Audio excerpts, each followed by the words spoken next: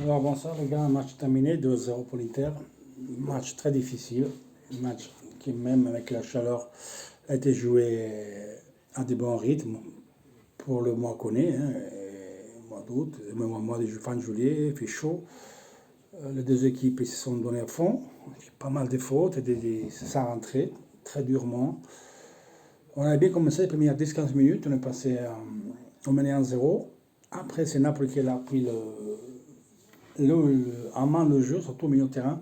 Et là, c'est Andanovic qui nous a sauvés en deux fois au moins, avec deux grands arrêts et un sauvetage des Candreva plus ou moins, enfin 8 ans, et un tir des Insigne qui sort des justesses.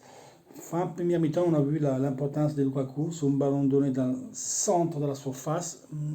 Même s'il y avait Koulibaly sur lui, il a protégé la balle. Il a donné un caviar à Brozovic et la Meret, il a fait un super barré. Et sur le corner, on a fait redoubler la mise avec Borca qui a fait une frappe tendue et il est parti centralement. Voilà. La deuxième mi-temps, on a bien démarré. On a beaucoup moins concédé à Naples par rapport à la première mi-temps. Et même avec Biraghi, on aurait pu doubler la mise. Et bon, il était arrivé très fatigué, il n'est pas réussi à donner le ballon à Lukaku, qu'il avait râlé. Et là, c'est la frappe, elle est sortie. Bon, tant pis. Il faut comprendre que quand on fait les externes gauche-droite dans son système de jeu, ils ont une grande part de terrain à couvrir, donc c'est pas facile d'être toujours lucide, c'est très dispendieux comme jeu. Le premier but qu'on fait, on va exactement, c'est ce qu'il veut compter. C'est-à-dire, là cette fois, on a fait un centre à droite avec l'externe à droite Candreva, la balle un peu trop haut pour Lukaku, et c'est qui la répond de l'autre côté? C'est Biraghi qui la remis centralement, et c'est qui a subi l'action? C'était D'Ambrosio. D'Ambrosio, c'était dans le jeu des Conte ou des Gasperini, si vous voulez, ce qui joue à 3, à cette manière-là. Les deux centrales droite ou centrale gauche, ils suivent l'action. Le problème, c'est quand le problème aujourd'hui, c'est vraiment le schème exact. Externe droite au centre, la balle après, il la répond à l'externe gauche, une passe centrale, et là, cette fois, on a le défenseur central droite qui a marqué pour être un attaquant, un milieu de terrain, Boussin Ambrose qui était là, il n'était pas suivi par son attaquant. Le souci, c'est quand on perd la balle en ces phases-là de jeu, qu'il y a une passe entre les lignes où il nous récupère la balle et il balance en avant, c'est sûr que c'est un contre un. Et beaucoup de fois, on se prie des buts comme ça.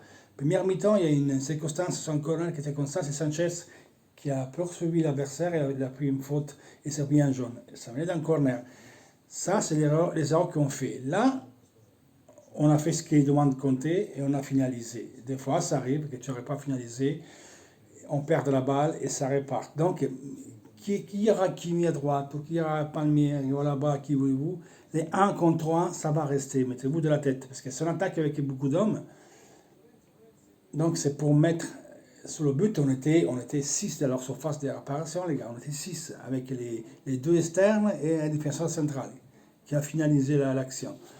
Donc, le foot, il faut le comprendre. Parce que les blabla, je vais en voir aujourd'hui un poste, on veut vendre Skriniar, je dois m'énerver avec le compte. Première chose, ne croyez pas tous les cagades qu'il raconte. On ne sait pas si Skriniar va partir. La seule chose qui te dit que Skriniar ou Brozovic, ils ne seront pas vendables. Personne qui est vendable cet Inter. Personne. Personne. Même Lukaku, c'est pas vendable. Même si par contre, c'est prioritaire. Il n'y a personne qui est indispensable. Okay? Donc arrêtez les cagades, de croire tous les cagades qu'il vous raconte. Après, s'il partira, il partira. C'est parce qu'il y a, je ne pleurerai pas, on dit qu'il arrivera un autre.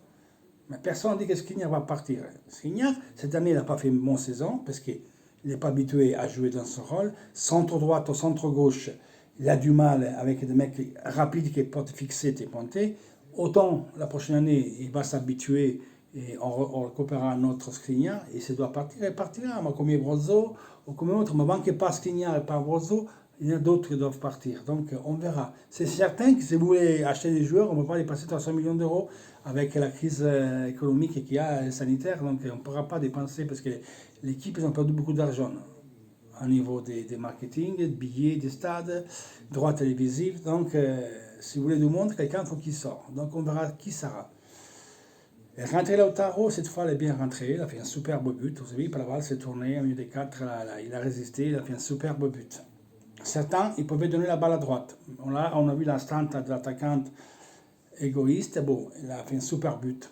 Il n'aurait pas marqué. On aurait pu dire, il y avait qu'André Baudambrose qui était tout droite, toute seule. Voilà. Dommage, parce qu'après, il aurait pu faire un autre but. C'est simplement Barella donner cette ballon là-bas. Barella était fatigué. Il a voulu absolument marquer lui, alors qu'il avait juste passé la balle à Lautaro et c'était but. Aujourd'hui, on a gagné 2-0. Il y a des matchs on avait deux buts d'avantage, un but d'avantage, on ne l'a pas tué et on l'a payé cher. Donc, ça rappelait. Et Barella, j'aimerais bien qu'il arrête de se prendre un carton jaune à chaque match. C'est systématique. Dernière chose, l'équipe qu'on a joué dernièrement, mis à part Genoa, et Rome, Naples, Atalanta, ils ne jouent pas comme Getafe. Getafe, c'est une très bonne équipe à jouer. Ils sont mauvais, mais mauvais dans le sens que c'est. Ils sont mauvais dans le sens que c'est très dur de jouer contre eux. Donc vous allez voir lundi quand je vais faire le vidéo pour vous présenter le match, parce que j'ai regardé comment joue Getafe, je suis mal renseigné, je fais des photos, des actions de jeu. Vous allez voir que ce ne sera pas le même match que face à Atalanta, c'est très très très dur. Donc on aura le ballon, c'est quasiment nous qu'on l'aura, mais ça, parce que c'est volontaire, donc on en parlera lundi. Dites ça les gars, bonne nuit, toujours Force Inter. On a gagné 2-0, troisième match sans prendre but, ça fait plaisir et à la prochaine. Ciao.